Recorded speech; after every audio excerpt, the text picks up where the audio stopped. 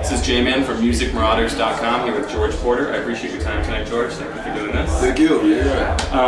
What were some of the highlights of 2010 for you? Well, I guess musically, I had a few really good highlights. I mean, I think in January of 2010, I reorganized my solo band, Running Partners, brought it down from a 7-piece organization, sometimes 8 pieces, down to a touring size where of 5 musicians, and got some 2 young guys to come and play with us old men. And they brought some new blood to the thing. Drummer Terrence Houston, I think he's 23 years old, and saxophonist Chris Ward, another 24-year-old. Interesting. And accompanied along with Brent Anderson, who's been in the band for 19 years, and Mike Limmer, who's been keyboardist in the band for 13 years, and myself, and we've recorded, which I got real busy and couldn't finish it, but we recorded 16 of my favorite Meter songs that were never ever played by the Meters. So they were never released or anything? No, they were released. So they were. They just was never performed. They were never performed live by the Meters. I see. Okay. And it was I just we have over 127 songs. It's a large catalog. 8 albums in the catalog. Right. And we never performed. We might have performed 30 of those 100-some odd songs. So. I just wanted to play some of these songs, Absolutely. And I did. Cool. And then the second highlight was doing Mardi Gras, I believe it was. Papa Maui called me to come play a little gig with him. He had a little thing. 7 Walkers, right? No, it was what it ended up there. Okay. But the gig I was on was like Papa Maui's like this little Mardi Gras kind of ball. And he does that Tipitino. So like a super jam kind of thing? Yeah, sort of like that. Okay. And while he was tuning up his guitar, he looked over at me, so I had that look on his face, so I kind of eased over towards him while on the stage, and he asked me, say, can you are you available such and such dates to make a couple of gigs? I said, well, I can't tell you right now, I'll be on stage, but call me tomorrow and find out, when I'm in front of my calendar. And that ended up being with Bill and Matt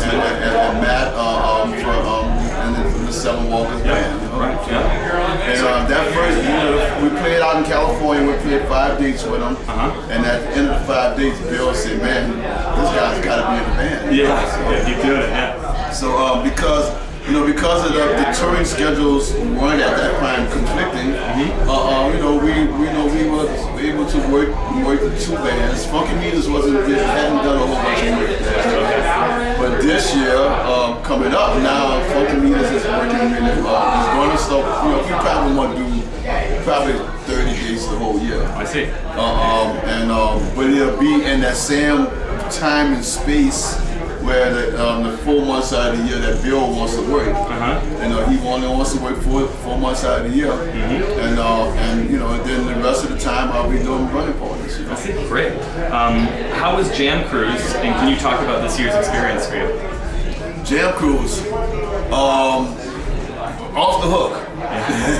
Off the hook. It was. I had so much fun. I think this musically might have been my favorite Jam Cruise. Yeah, I've heard a lot of people say that actually.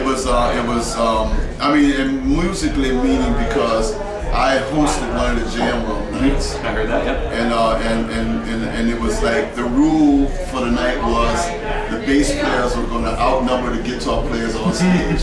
For once, right? For this 6-hour period of time, And I kind of lost the last between 5 and 5:45 because one of the bass players, Tony Hall, started playing guitar. so at that point, the guitar players outnumbered the bass players, But really, the night started off with Rob Wasserman. Rob Wasserman, myself on basses. He was playing the upright bass, and then John Vodakovich on drums. Absolutely. And then just the three of us for a little while. And then Fred Wesley was over there in the corner had his horn out, so I invited him up on stage. And just the four of us for a little while, and then a piano player, but at that point, no guitar players. And then a third bass player showed up, and I want to say it was Ron Johnson. Okay. He showed up and he started playing, so it was like three bass players, a drummer, and a piano, and Fred. Well, then Pee Wee came, so it's like it just keeps growing. So yeah, and from that point on, it just grew and grew and grew all night. I took a break for like 20 minutes in the second hour of the thing, and then when I came back, we started at midnight, and at around 1:20 I came back out on stage. And I was on the stage from 1:20 until 5:45. Oh my gosh, and it was an amazing night. And actually, it was funny. It was my highlight of the night was around. Must have been about 4:30. We're looking around the room, and I don't see Steve Kimmock. So I made an announcement over the phone. Well, somebody please go knock on Kimmock's door and wake his butt up. So Steve shows up about 5:10. Yeah, he showed up about 5:10, and Steve and myself, and by then I want to say it might have been Stanton Moore on drums, or we went about 6 drummers through the course of the night.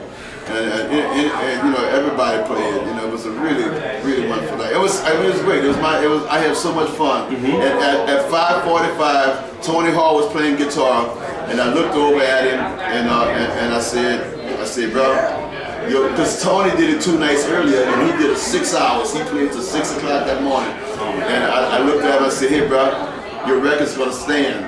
Yeah, I'm through. Can't do it. I can't do no more. I quit, and I would lay my bass on the floor. I said, I'm done. And he looked at me and said, oh man, come on. So we ended up playing one more song. So it was like 10. It was like 8-9 minutes to 6. Oh man. I just walked out the stage. I said, I quit. I ain't going no more. You got rest at some point, I guess. Yeah, well, it was a good night. I had a wonderful time. Sounds like a great experience. Yeah, and basically it was Super Jam on the big stage, and then I just sat in with a bunch of people doing out the course. I mean, it's like me and my wife celebrates our wedding, our anniversary on Jam Cruise. It's your getaway, right? And it was like our getaway. We do it. Probably the only time we get to spend any time together doing some stuff. And although I'm jamming almost all the time, she's kind of there, So this year was our 43rd anniversary. Congratulations! That's cool. Good for you. It's fun. Yeah, amazing. I've been hearing bits and pieces about your ongoing legal issues that have come up. I don't know if you can talk about the situation at all, even if generally. But I did want to talk about what folks can do to help out. We're talking about there's donations going on through a website, which the website is savepbs.org. Savepbs.org. Yep. Know that I am in somewhat of a precarious situation, whereas that I can't talk about it. Sure. But it's pretty much public record. Okay. High-stepping production versus Porter Betsy Stokes and/or /PBS. So I mean, it's public record. So I mean, anybody want to go find it, you can go find it and read it. Okay. High-stepping Productions was our ex-managers of Porter Betsy Stokes, and when I left the band. Which according to my paperwork, my contract was up, and I had no more obligations. When I left, and I found out that my contract was questionably not up or some stuff like that. Okay. So all right. So basically, it's a contractual issue. Yeah, it's a contractual issue. Okay, we won't go too much deeper into it than that, but again, it's savepbs.org if you want to, I guess, find out more information, I would assume, and then also if you would like to make some kind and of... it's a chipping account, it's set up where, you can go in, and it's, and also for the record that the band has no fingers on it at all. being managed and controlled by another attorney that that makes that basically the lawyers who's doing the work hands him a bill, and this other attorney slash accountant pays the bills. Okay, so that's what it's going to. That's how it works. Okay, all right, good to know. None of the money goes to none of it goes directly into our pockets. Right. So just for legal issues, right? But I did want to mention that it's an important issue. You know, it's come up, and so I did want to mention that. So Yeah, thank you. Yeah, can get. Lastly, outside of funk, what other genres of music do you enjoy to both play and listen to? I rarely listen to music at all. I actually really don't listen to music. Is that because you're busy creating it, or? Well, it's because I don't listen to the music that I play. Let's put it that way, meaning in the genres that I play in. And I think it's because I'm still learning how to be a songwriter. Sure. And so I'm picking and choose on where my musical feedback comes from. And if I don't listen to anybody, then I don't take and accidentally play off one of their ideas. So you're saying it's a matter of like influence, you know? Yeah, I think I'm limiting my influences musically by not listening. But I do listen to lots of classical music. I listen to lots of what you call like earth sounds that has been orchestrated and stuff. And I actually am doing one of those kind of things myself. Are you? It was a bass. When we were recording the Dr. Jones album, Desert Timid Bond Room, I bought my guitar with me, and we were staying at a motel that was on the I guess it was on the Pacific side, or is that the Atlantic over there? In Florida. It's the Atlantic. Atlantic. It's the Atlantic. Okay, Atlantic. And so we had the Atlantic Ocean showing up against the beach. Sure. And so every night I would go out there with my little tape player, a little realistic tape player at the top load, 90-minute tape, stick it in there, and I would play my guitar and just seashores, the shore hitting up against the sea, and so every now and then little birds or something like that, but just me and this acoustic guitar for 90 minutes, for 4 nights in a row. I did that. Well, just recently found 2 of those tapes. Excellent. So that what I'm working on doing now is orchestrating those 2 90-minute tapes, and then adding other stuff around it, building some songs out of a few of them, but kind of mostly want to leave it real ambient and that's interesting. And stuff like that. That's There'll be some editing stuff because there's some stupid shit going on. I'm talking some crazy about That might make for good moments, though. Yeah. Back in those days, I was doing a lot of pot. Some wacky shit. Yeah. I was out there, Right on. but it was funny, and that was I enjoyed doing that. But that's pretty much.